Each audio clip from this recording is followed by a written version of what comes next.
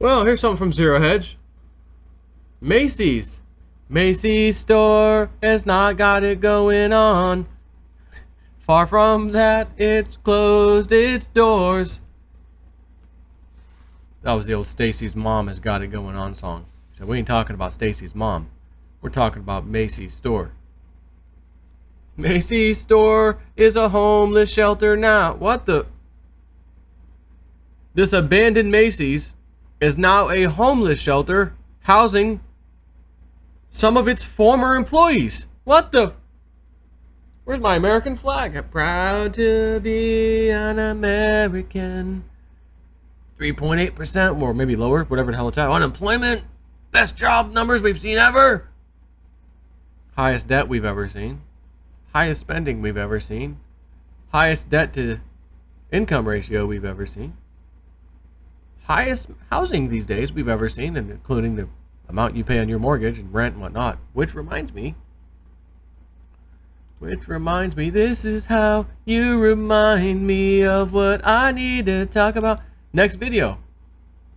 Higher home mortgage prices mean first-time home buyers are paying 19% more per month, or per whatever, really. You know, monthly, yearly, it doesn't really matter. It all adds up, doesn't it?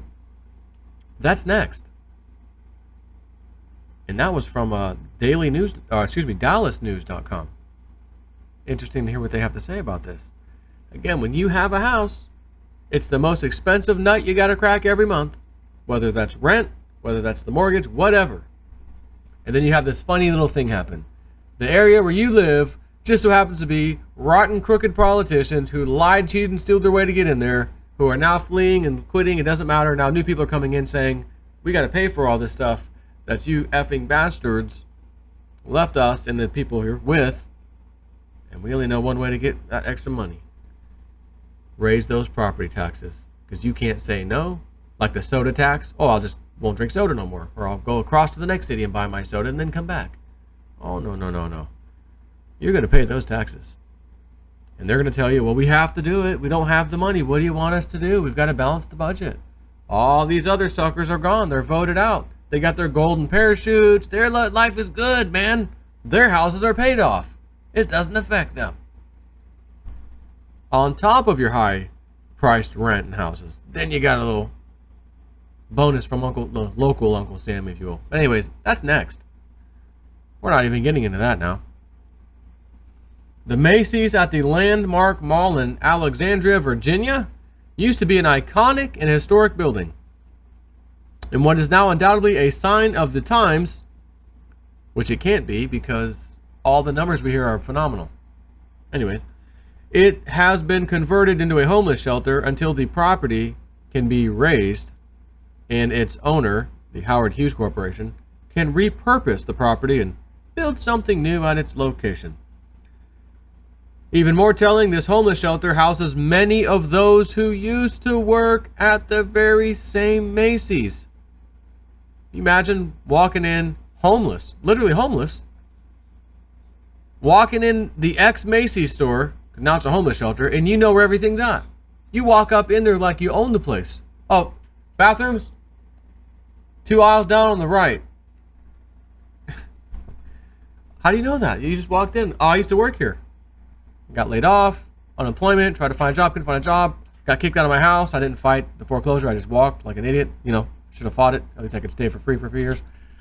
And I'm down on my luck. I've tried to do the right thing and found myself here at a homeless shelter, which used to be my former employment, Macy's. In the realm of brick and mortar retail, the times are definitely a-changin'.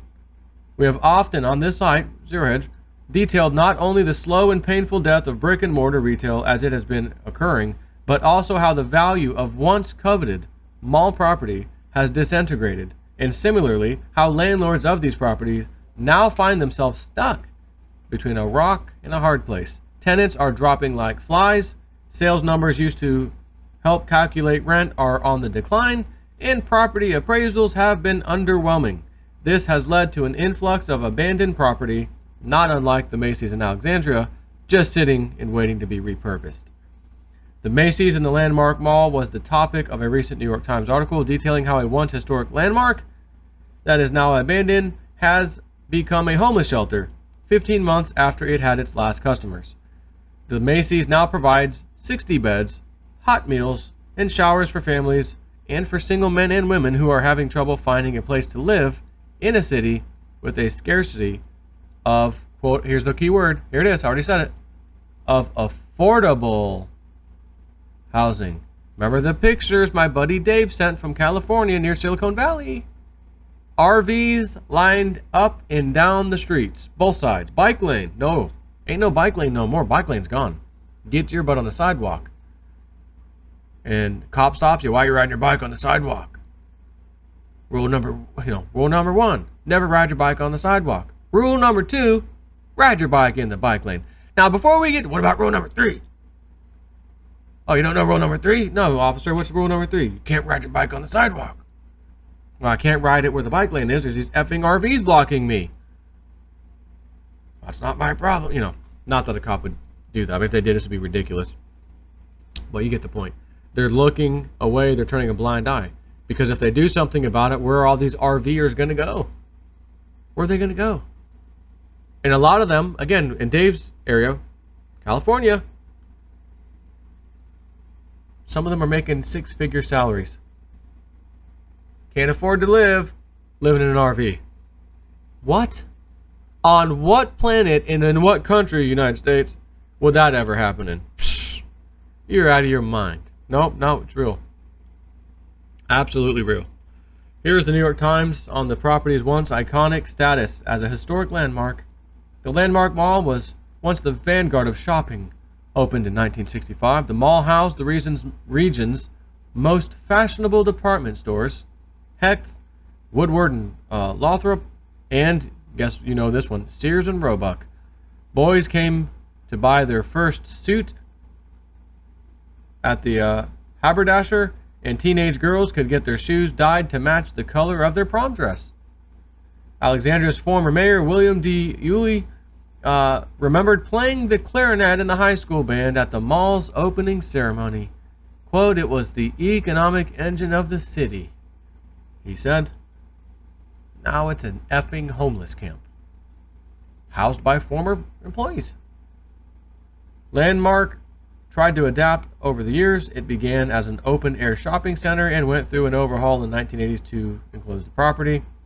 Like many other malls, however, it has gone the way of the buffalo. Eventually, the mall succumbed to retail's propensity to chase after newer, flashier spaces. Developers built larger malls with more upscale brands nearby in Pentagon City and Tyson's Corner, siphoning customers away from Landmark. Landmark's original anchor stores either have been bought out, went bankrupt, or are clinging to life, like many in the retail business. Last year, 6,985 stores closed in the United States, a, by the way, record number, according to Coresight Research, a retail analysis and advisory firm. This year, retailers are on pace to close roughly 10,000 stores. In its final years of operation, the Landmark's tenants included 2 dollar stores and a tax preparer. Only the Sears is still operating. Now that, of all the stores that closed, Sears? Sears is the last man standing? That thing will not die. It's like a cockroach or something. You try to put it, nuke it, they stand through nukes. It doesn't matter, man. Cockroaches, A lone blue inflatable figure dances on the store's roof, beckoning shoppers. Plans to revamp the property, including a 2009... You did this in 2009? 2009 effort to help it once again become an open-air shopping destination have failed.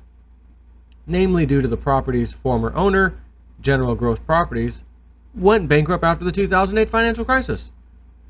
Subsequent to that, the mall was sold and those plans were scrapped. Landmark's current owner, the Howard Hughes Corporation, plans to tear down the mall and build a mixed-use space that could include offices, retail, and other transactions that are still being finalized. It could take many more years to complete the planning, permitting, and construction process for such a huge project. It's a great piece of real estate, said Mark Bullmash, a senior vice president of development at Howard Hughes. Oh, No wonder why it's excellent property. You own the freaking turd. Oh, this ain't no turd. This is a piece of gold. Oh, it's one of Snippy's silver coins. Scratch it off, sniff it. Oh, that smells like crap. That's because it is crap. Yeah. Austin, this coffee tastes like crap. That's because it is crap, Austin. Remember that scene? That's because you're holding crap. We're going to revamp it, and all this flood of retail customers are going to come back in. Maybe you haven't heard of Amazon or some other online outlets that, in all fairness, aren't exactly helping the retail brick and mortar space. But anyways, the article then tells several stories of individuals who are moving into this property as it has now become a temporary homeless shelter for a builder who is seeking shelter while it constructs a permanent location on the other side of Alexandria. Carlene Smith used to work at the Macy's and Landmark Mall, putting price tags on summer dresses, housewares, and the latest styles of shoes. On Saturday, Miss Smith, 57, returned to her former store, not as an employer or a customer, but as a resident. The former Macy's in this vacant shopping mall outside Washington has been transformed into a homeless shelter. It's weird to be moving into this building. I used to work here, she said inside the shelter's common room, which was once the men's apparel department. It's called survival, she said.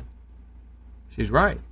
And the people living in the RVs over in California, city of homeless, living in their RVs, quote unquote.